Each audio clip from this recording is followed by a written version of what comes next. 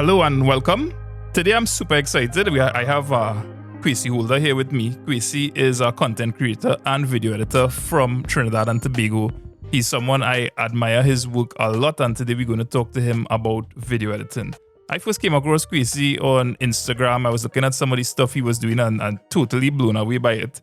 He is on YouTube. He has a channel, Cook For We, where he does cooking videos with his two sons. He has Yayon Vlogs. We could talk about his walk across Trinidad and Tobago. He has this ambition to walk from Chagaramas to, what's the name of the bay again there? Galeota. To Galeota Point. So that's across Trinidad and Tobago. Yeah.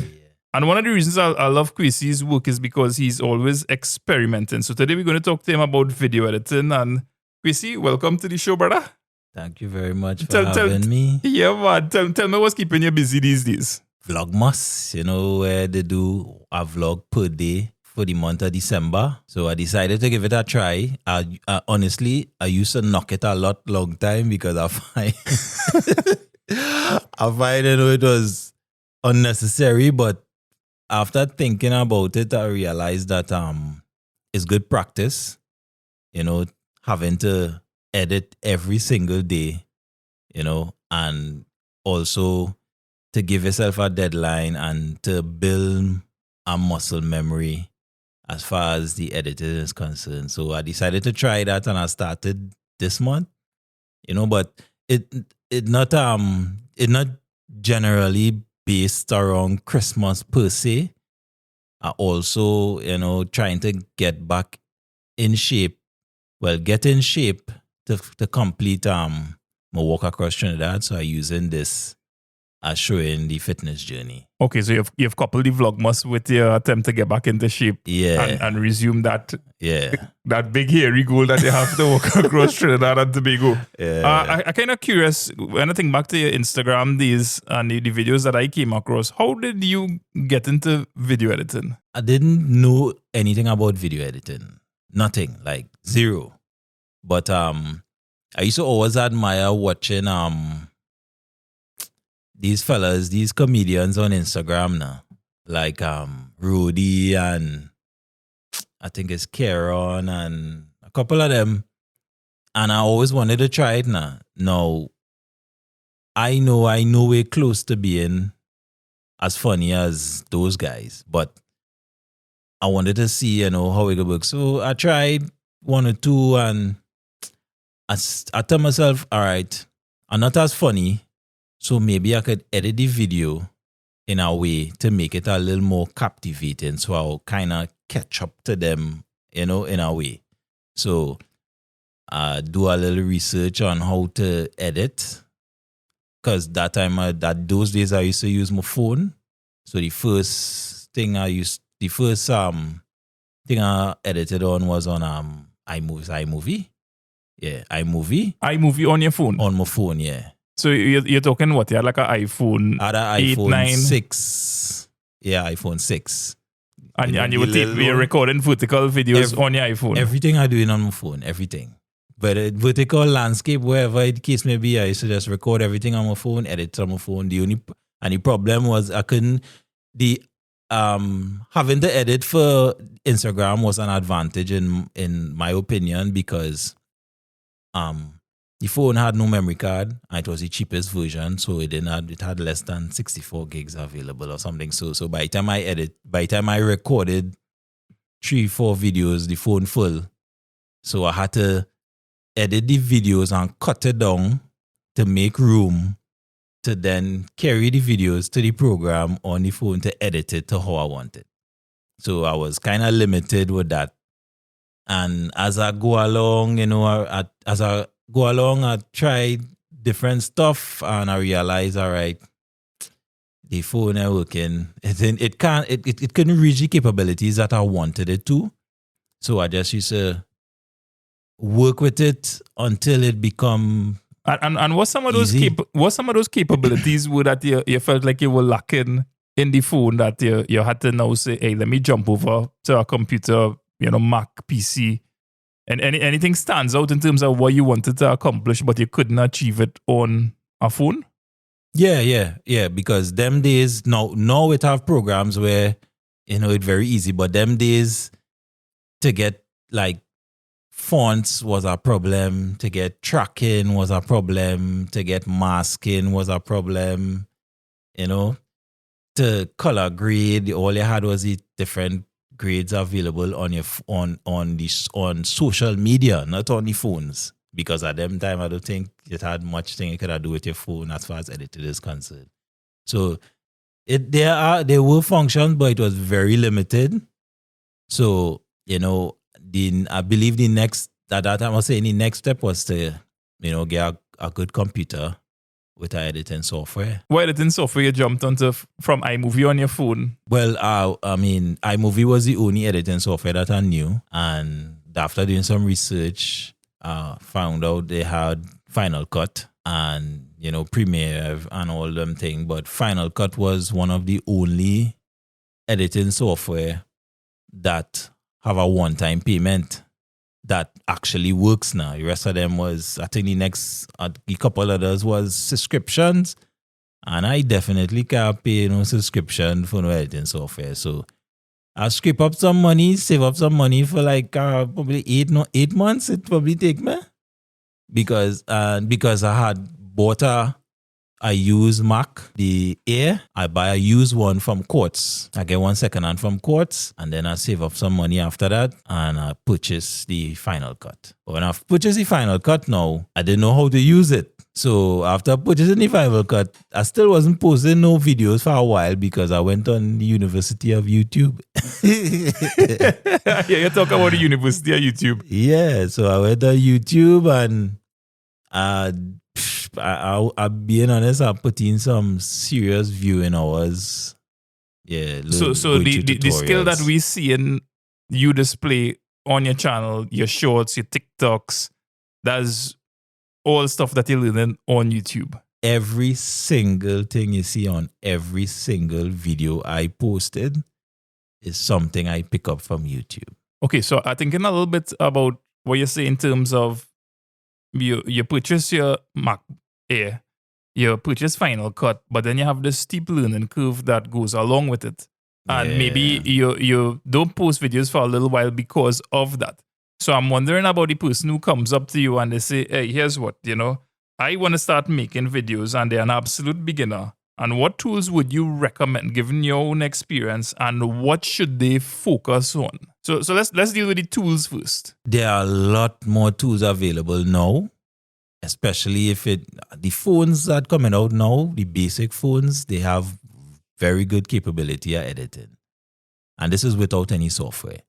Then it have very good software like CapCut and them things like that giving you editing capacities of plenty desktop softwares as far as editing is concerned. So I would think the best thing to do is to master a program first and go from there.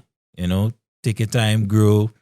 Find somebody's style that you like, and you're not copying it, but try to do it and eventually like put your own spin on it. You know, people will say, you know, we're copying, but you can never do the exact thing that somebody else doing, especially if they are very good artists. You understand? I'm thinking about my own experience with editing, and I remember the first thing I recorded was my dad had a point and click camera, and he's like, hey, you know, I have this idea to make a short film, and can we put this on YouTube? Because YouTube had probably just come out, well, for us, we were just aware of it back in 2007, 2008, around there. And I remember making that video on, what is it, the Windows Movie Maker. Movie Maker, yeah. And from there, I didn't pay any attention to editing, but I think the simplicity of it allowed me to push out the video a little bit faster. And then from there, when I started Red Wall News, it was Movavi, Movavi.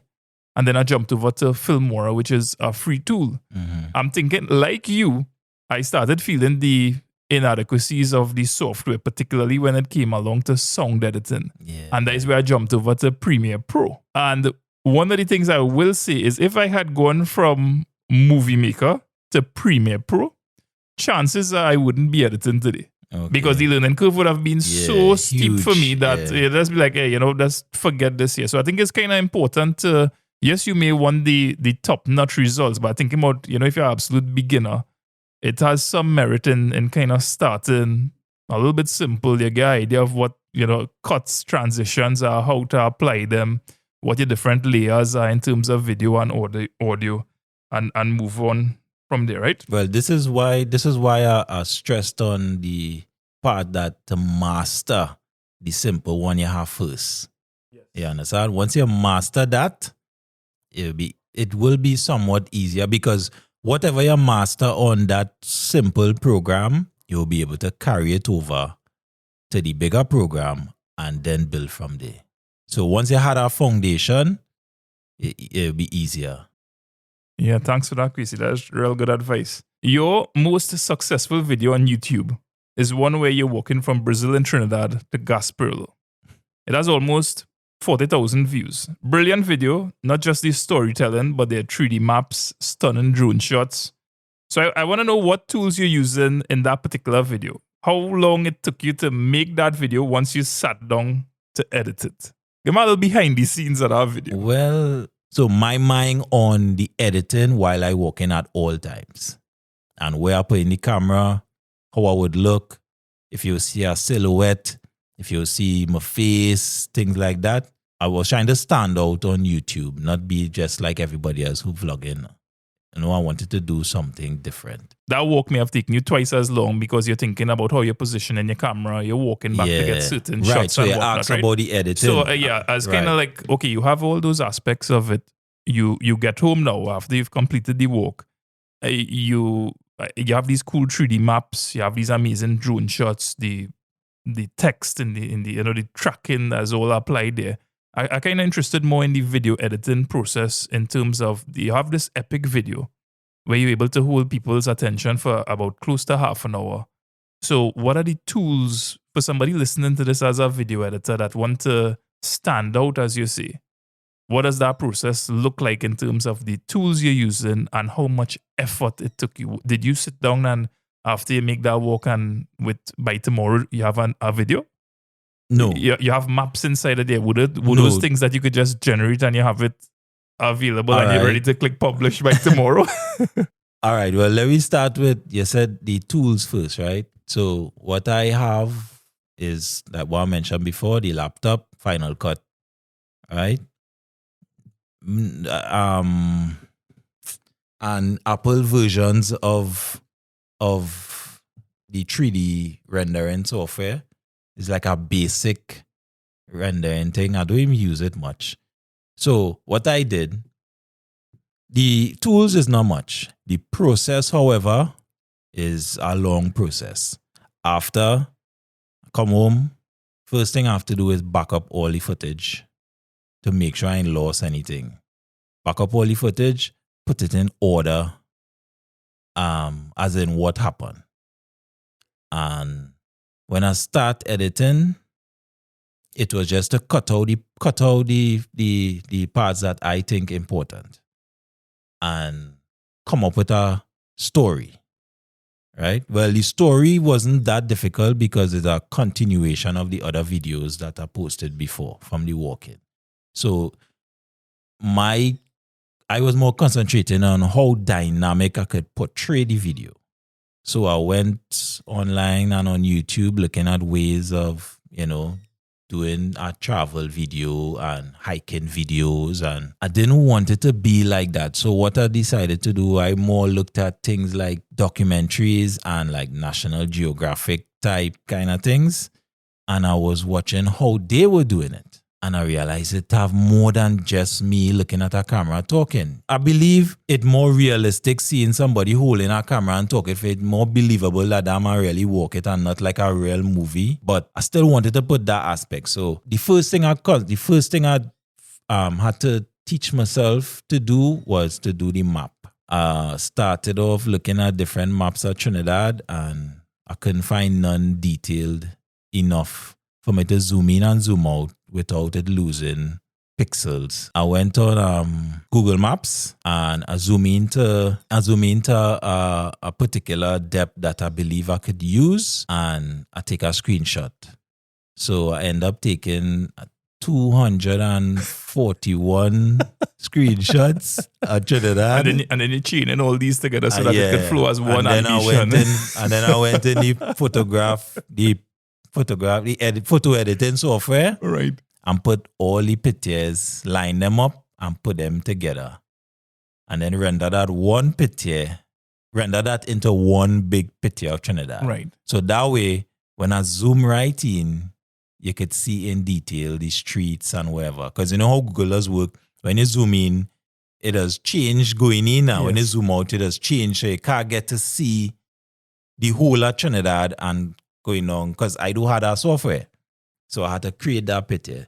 And then when I create the picture now, then I had to go and learn how to put lines. I had to go and learn how to put lines on the picture, on the map to show the direction I'm walking and things like that. So you were able to create a template that you could use for future projects because you would have gone on, or like when you did the Manzanilla walk, for instance, did you have to then go and say, well, hey, I need to go and get screenshots for their zoom in, or you did the entire Trinidad, so you now have like your own plugin or template? No, well, I don't have my own plugin, neither a template. But would it plugins you could have purchased to do this for you? Not for Trinidad.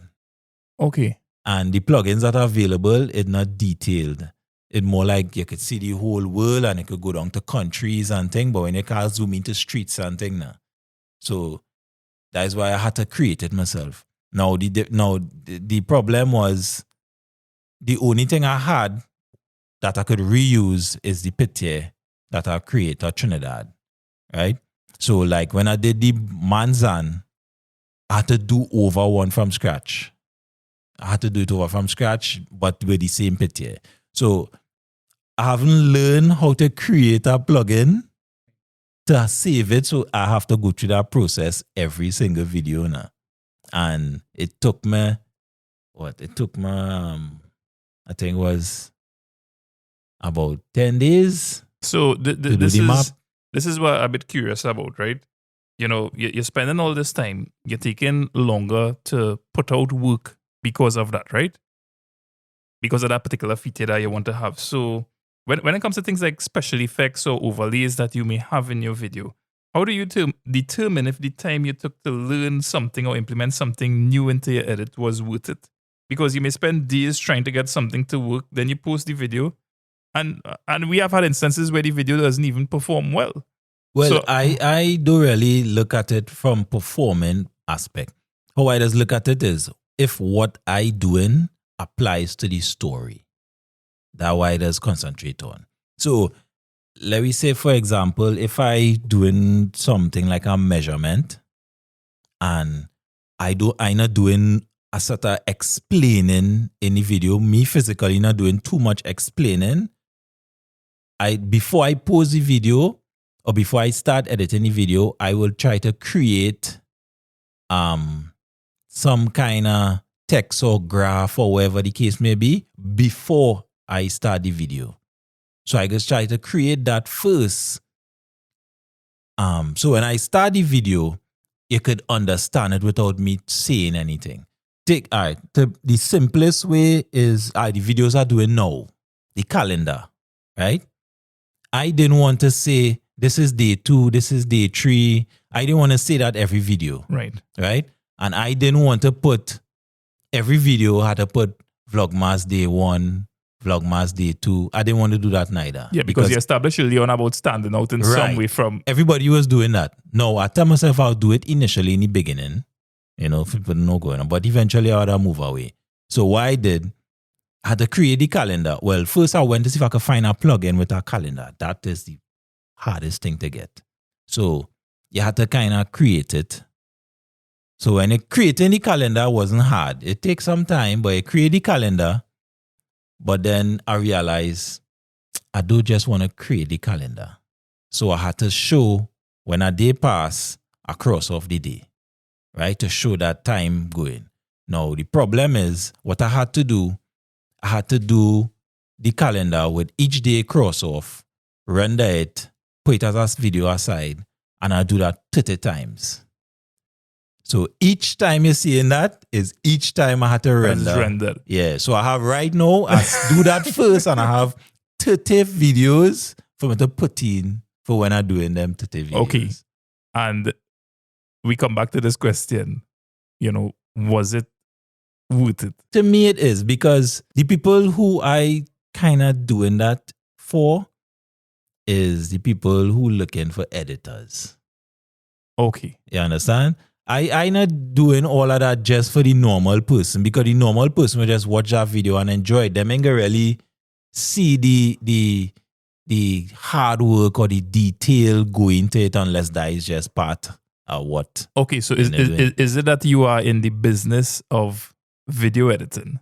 You have services that you're offering to people, and TikTok is not necessarily about the views or the people that they could get. Yes, take what's in there with a pinch of salt, right? Because we all like to do something and it performs well. Of course. But is it that your work wants to be so outstanding because, hey, I am more trying to get into the business of video editing, and you know what? Even if it has 30 views or 100 views on it, it doesn't matter. Maybe one day somebody will come along and they will hire me because of the skills I put through here. Is that more of your objective for YouTube than the views? Where you stand? Just so I could kind of understand you a little bit more. And yes, that is it. Because in my opinion, when you do videos and it's polished, people really take it on. In my opinion, that art being lost. You understand? Like long time, when something real good and polished, it used to get attention. Now, the ones that gain attention is somebody who just hold off camera in the hand and say, hey, ting, ting, ting, ting, ting, ting. Those are the ones that gain attention, because that is the content that going right now. The quick content. You understand? But there are people out here who still want that polished type content. Now, my own not as polished, but that is what I kind of aiming to. So yes, I'm more hoping that the people who would want somebody to do editing, I in the business are doing that. Because I don't look at myself as somebody who does be good on screen. The only reason why I editing videos and showing myself because it has nobody else for me to show. And that's the only way I'll be able to, So right now I'm more concentrated on editing, and I kind of more leaning towards filmmaking. What are some of the differences that stand out in terms of what you're learning in terms of approaching a film versus a vlog? And, are there things that you're trying to incorporate into your vlog that you're probably learning about filmmaking that's making your life easier? No, it's making it harder. It ain't making it easier, because you doing vlogging or YouTube style videos is a much faster pace, whereas as in film now, there are shots that you take to drive emotion, whether it be happy, sad, melancholy, whatever the case may be, but that is where you shoot for emotion. So a film, you may stay on a shot longer to get a particular impact. Whereas YouTube, after 10 seconds, that person switch. They may really sticking around. Take, for example, I was watching an interview and they mentioned something that gave my attention. Batman, Dark Knight. It's Dark Knight here, the one with Joker. In the beginning of that film, there's a long shot going towards a building, right? And you hear the music and the tension building and thing. And we sit down and watch out that long shot with nothing, just going closer to see what's going to happen, right? And then the glass break and you realize it's a robbery, they're going to put on wherever the case may be.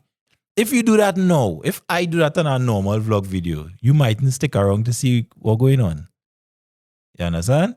And you see, that's the curious thing, and it's a little bit kind of confusing for me, because when I agree with what you're saying, in the same breath, when I started working with Mr. Bat and Farmer Harry up Cora, I started to venture into shots that were a little bit longer than I thought a YouTube audience would accept. And I realized that for some strange reason it was working. Now, I don't know the concepts or a film and shots and angles and what to bring to the table. I kind of just tape things based on a gut feeling, right? But I wanted it to have a kind of film type atmosphere. And I realized that as time went by, there were certain things that my audience was accepting that I didn't think they would accept.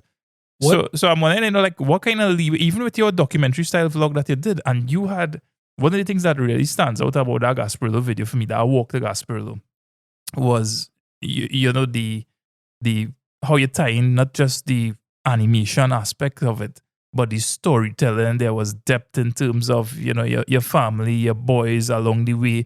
This idea of giving up, and the other videos had strong elements of that as well. And you wonder, like, why do people? What people on the ride for? Are they on the ride for the graphic aspects? Are they on the ride for the storytelling aspects? And if you had to, I mean, this is a real unfair question, but if you had to choose one, what you would say? Hey, storytelling or no. I think the number one thing is the story, right?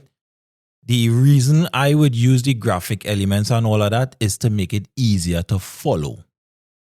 I want my videos to be easier to follow. You understand?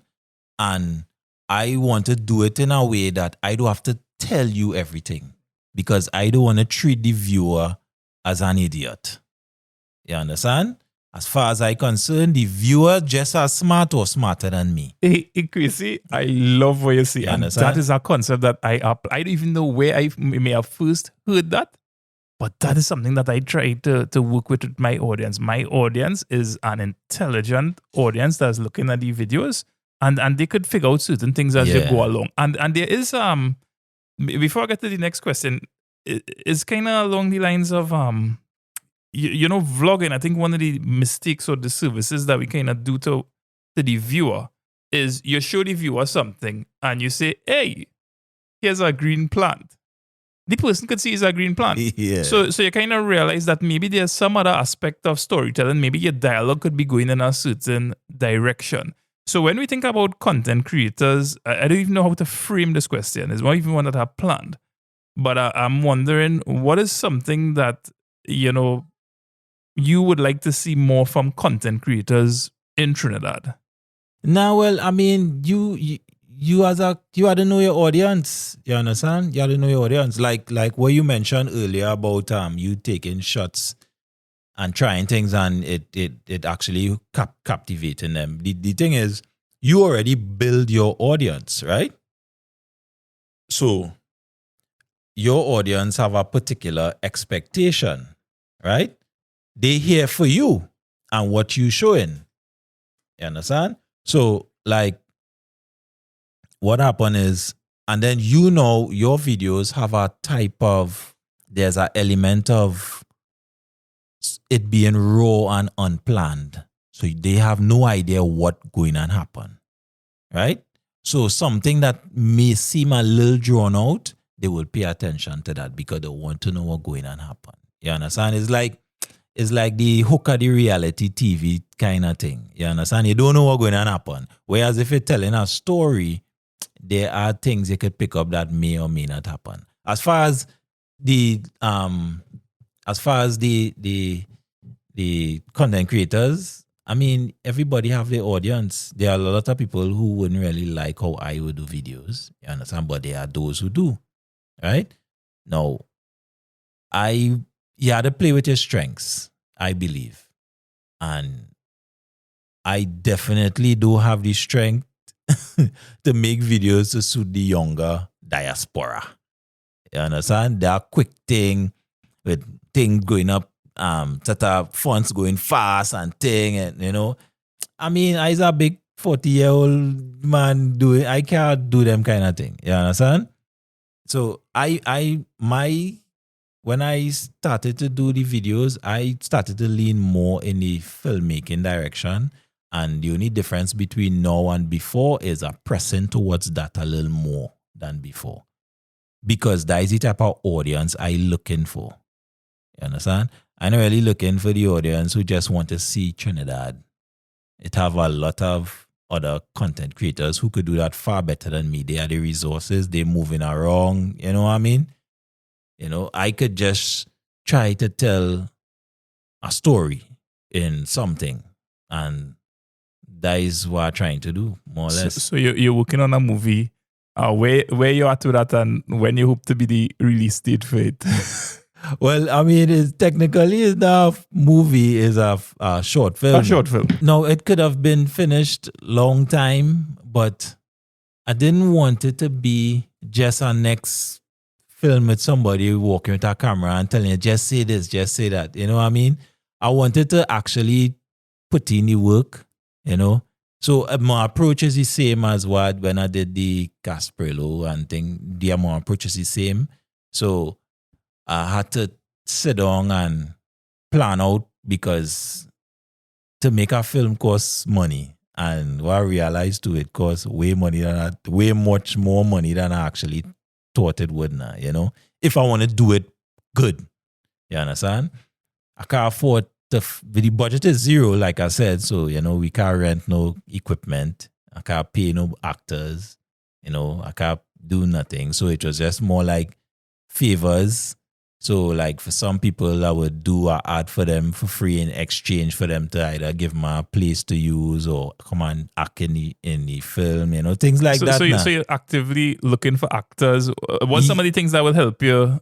Right now? Well, right now I was looking to see if I could find somebody to help me do the storyboard, because I can't draw, right?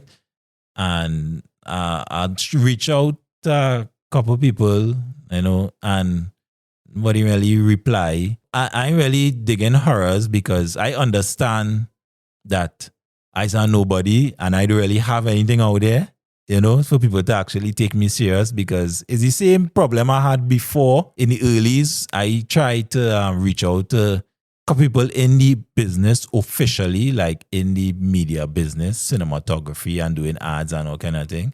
And I offered to, you know, see if I could assist, or, you know, for free, not for no work, and nobody may take me on, you know. Initially it used to, you know, bother me, but when I think about it, you know, I'm not a youth man, you know, and I really have anything out there showing, you know, that I really skillful or whatever the case may be. So I tell myself, yeah, what's going on? You have to do your thing yourself, and people would see what you're capable of. So what's some of the things in the first 15 seconds of my videos I could do that will hopefully, that you apply? I just more lean towards the story. How I telling the story. Right, so focus on the story. Yeah, I just focus on the story first. Tell me about the role of music. Music is like just after story. One thing I do, I don't know if anybody realize it. Now, to be honest, if nobody notice it, which mean it working. You don't edit a video for somebody to say, hey boy, you see that? Hey, no. If you edit a video and somebody sit down and watch out a whole video and then notice all the little cuts, but they just feel, that is where you're going for. You're going for them to feel a particular way, right? Anytime somebody notice a cut or something and they're jarring, which means you ain't accomplished the goal. If you do 6 cuts and them talk about the cuts and they talk about the video, you do your job. Right, so focusing on the as music far as after the music, story. How I don't just like take a song and put it towards a clip because I believe it works. No. I take the song. If I choose a song, I edit the song also. And when I mean edit the song, I don't just edit how it sounds. I also edit the tones. So let me say a song, I would realize part of the chorus don't suit the part of the video. I will cut piece of the chorus and sync it to somewhere higher up in the song. Or sometimes I will use the ending of a song only in a clip. Or sometimes I'll use the ending and edit it to the beginning because of the how the beat dropping, or because of how the tone changing. That is what I just do. So I don't just like take a song and put it next to a clip. Yeah, slap it on the track and how it hangs. I don't do that. I just had to cut up the songs too. So sometimes I use 2 different songs, 2 different music. That song is similar.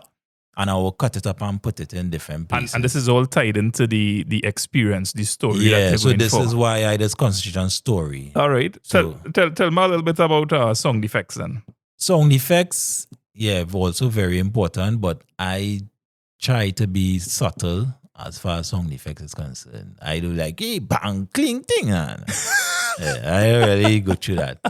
But yes, I just pay attention. Sound effects, the more detailed it is, yes, but it had to be subtle. So, for example, if I recording and I outside, or if I in the vehicle, most of the time I'm in a vehicle and recording, sometimes I'll isolate my voice, recreate the sound of the vehicle.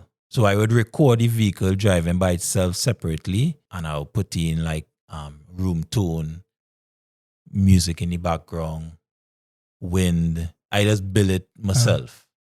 You know, I listening to all the work that goes into your videos, and I really appreciate you sharing this experience, because it is so easy to think about, you know, I think even about my own process and how at times I try to go in depth, but at times. Yeah, you can't do it all the time. And you see a 3-minute video from someone, and it's something that take days and hours out of the experience. And I appreciate what you're doing, and it's a kind of reinforcement for me that, you know, you seem to have some kind of higher goal than just, you know, views on YouTube.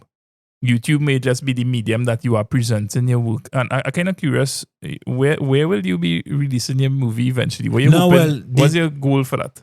Seeing that this is my first official film that I'm working on, I'm not going to post it anywhere that people have to pay to see it or anything like that.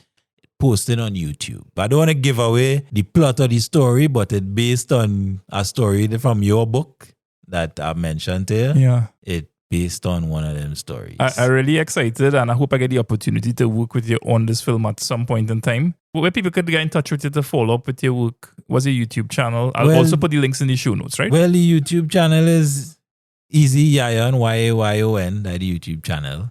Instagram, AK_Yayon. If all the contacts are there, if you're interested, you know, you could contact me and we could work on something. You never know. All right. Well, Kwasi, thank you very much, sir, for coming. As I said at the beginning, I admire your work. I admire the effort, and it's wonderful to talk to you now and even get a little bit more into that process. So I wish you all the best with Vlogmas and all the things that you're doing right now. Yeah, boy. Thanks for having me. Yeah. Thank you, brother.